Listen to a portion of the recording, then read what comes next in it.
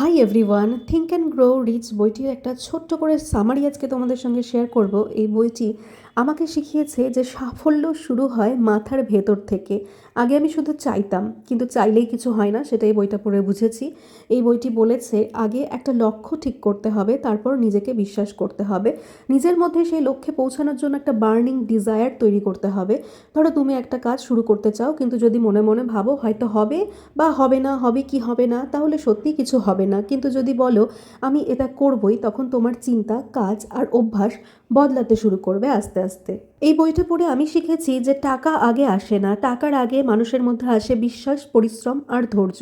আর rich কথাটা কিন্তু এখানে শুধু রিচনেস মানে ওয়েলথকে বলা হয়নি, এখানে রিচনেস অফ মাইন্ডকেও বলা হয়েছে, একটা মাইন্ডসেটের কথা বলা হয়েছে, একটা ডিজায়ার যা তোমাকে তোমার লক্ষ্যে পৌঁছতে সাহায্য করবে।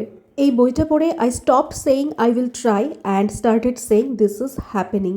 My habits changed before my results did, and that's the secret nobody talks about. This book is not a money book, it's a mirror and it shows you who you decide to become. চলো আসছি, tata.